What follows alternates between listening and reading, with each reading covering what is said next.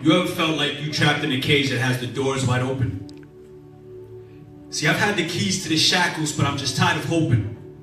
I'm tired of dreaming of the freedom that stands outside the door, so I just sit on the floor because every time I try to escape, I lose. So I don't even try anymore. And my scars can't compare to the scars on the walls. From me scratching tally marks of all my sins and the times that I fall. Not even the days can compare, even though I've been here for years. I thought that I escaped that jail, but anywhere I am, that prison is here. And I'd be lying if I told you I was happy. I can't remember a day that I was. Am I less of a Christian if I tell you that I still haven't found peace at the cross? Because I have so many questions and I just want peace of mind. If I told you I found it when I converted, then I'm sorry, the truth is I'm lying. My mind is bombarded with confusion, fear, and doubt has taken control of my life. I hate the man that I've become. I wish I was that kid that was 5 who had faith to stop the rain or move the mountains that blocked him. He could touch the stars in the skies. There was no one that could stop him. Nobody could shake him or even change his mind about God or the things he believed. Sometimes I wonder, was that kid just blind? Nah. His eyesight was better than mine. But he ended up going through life.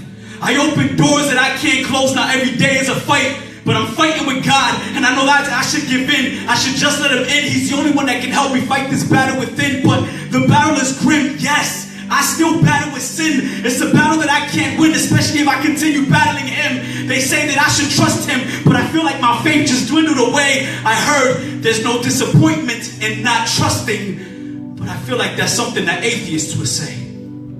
So what am I saying? Am I questioning my faith? I mean, what's the point on saying I'm Christian if every day my mind strays? If I'm always questioning God, trust me, I don't even know why. But there's times that I sit at church, so dazed off, staring past the drop ceiling, wondering why do I try? I feel like I'm lying to God and my family, like I've been lying to myself. I try to convince myself that I was good just going to church, but yo, how many church folk are burning in hell? See, it's kind of hard to tell. So many people are living two lives. Well, I'll be the first to admit it. I'm sorry, everybody. I think all this time I've been living a lie.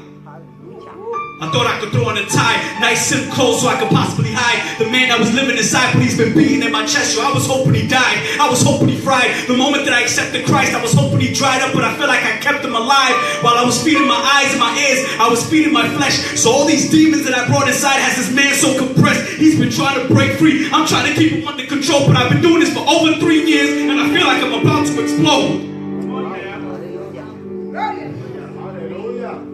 But I bottle it up.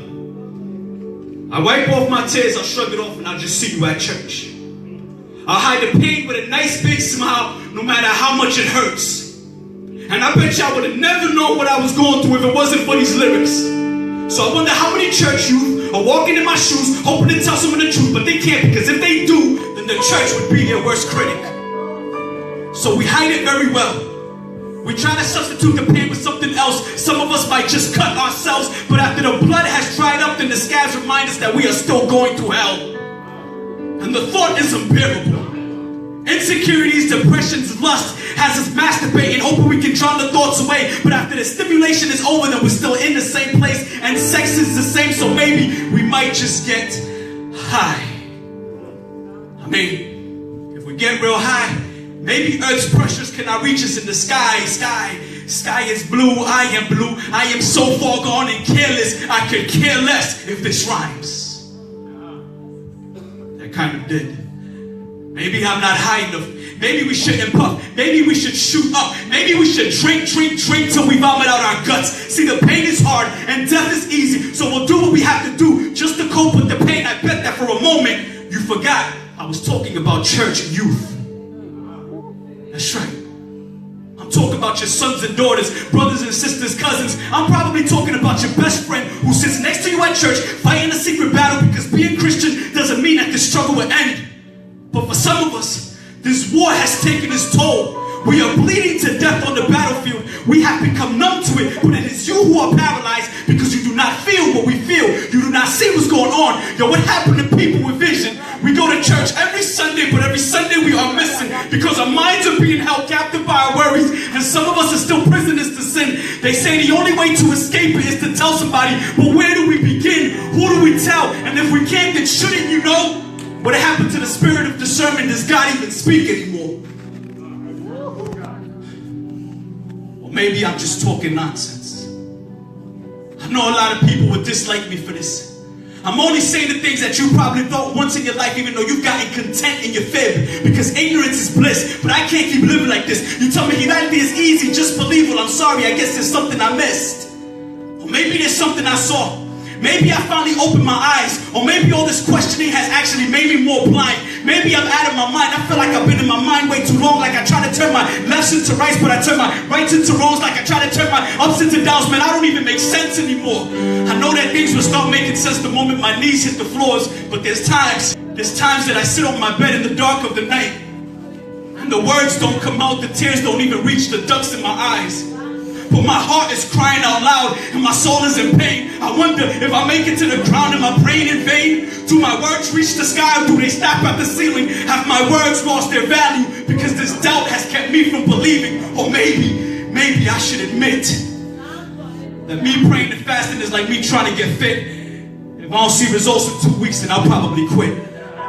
So I'm still stuck with this gut. Even worse, I'm spiritually dead. I gained like 100 pounds of doubt, so I can't even get off the bed. The only motivation I get is to go make that bread. Paper chase are the only words that I keep reciting in my head, because it's the only results that I get. It's the only thing that seems real. Even if it leaves faster than it comes for a moment, it's the only real thing that I feel. So I told myself, Gidalti, make all the money you can. Do it to the day you grow older. Put it before everybody and everything, even if it don't save your soul. And even though I haven't reached my goal, every day I get close. But after a couple deals that I close, I realize, man, Gidalti, this won't save your soul. It don't make me whole. I sit in an empty house and I feel so alone. What's the point of buying every house around you if you can't buy a home? If you can't buy a family, a wife, if I can't buy myself kids, what's the point of having everything you ever wanted if you ain't got nobody to enjoy it with? If you ain't got a God who cares about money or how much you tithe? I thought that I could buy my way into heaven, but only once is my time. And if I can't appreciate God, how will I learn to appreciate a kid or a wife? I find no satisfaction in the things that I've gained, not even my life. I look at my brother. I feel at my age I should be living the life that he lives. He has a wife that loves him to death and 2 beautiful kids. He has faith to move mountains, yo. I can't even move an anthill. It's not that I covet my brother. I'm just trying to be real. I wonder if anybody knows how I feel. That I look up to him. I look up to him and I'm ashamed of that because he should be looking up to me. I'm his older brother, but if he doesn't, I don't blame him. My life is a repeat. Matter of fact, it's at a standstill. I'm in the same place. Sometimes I wonder if my younger siblings look at me as a disgrace. See, I look at me as a disgrace as I stare at myself in the mirror. I'm so angry, I was breathing hard. I fogged up the glass, so I had to wipe it off so I could see myself clearer. But all I see is a little boy looking back at me. And he tells me, Gidalti, don't give up, man. You only have a little bit more to go. I told him with tears in my eyes, I'm sorry, Gidalti, I gave up a long time ago. I'm gonna have to let you down like I did to everyone else. I guess I'm not as strong as everybody thought, yo. I'm so ashamed of myself and I'm embarrassed. Because I thought that I came back with a purpose. But I've got anger and resentment that's coming back to the surface, yo. I thought that I killed him. I thought I burned him to ashes. I guess I was afraid of letting go, so instead I got rid of the matches and I buried it. Like a dog buries his bone. To come back to it every so often when I feel alone. Is it weird that in my depression I feel so at home? Is it weird that in my depression I feel so at home? But at the same time I feel so unwanted. Tell me, what am I doing wrong? That every night I crawl into the bed that I placed in this box of sins. This box is getting super tight. I don't even know how I got in. But I've been trying to get out, man. I've tried everything that I could. I guess it doesn't matter what you did if you ain't do the things that you should.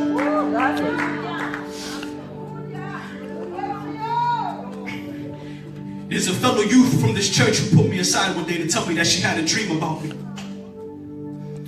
And in her dream, she said that she saw me sitting in the field and there were many rocks around me. And she said that by the look on her face, it seemed I was mad. Because I was trying to break these rocks, but they just wouldn't crack. And I would grip them real tight, and I'd smash them, but they just wouldn't break. And she said that she heard God offer me help, but I just pushed him away. I told him, God, I can do this, please, just give me some time. But these rocks wouldn't shatter no matter how hard I tried. And God said, Gidalti, please let me do this. I can turn those rocks into sand. I can turn those stones into pebbles. Please let me give you a hand. You've been trying for so long, Gidalti, don't push me away. See, what this youth didn't know is that those rocks were the sins and habits that I've been trying to break. And I've been failing for so many years. And for so many years, God has tried to help me. But as humans, it's so hard to trust others. Never mind somebody that you can't see. But I know that God is real and God knows I need his help. But it's always been up to me to gain the courage and faith to get up and walk out of this cell.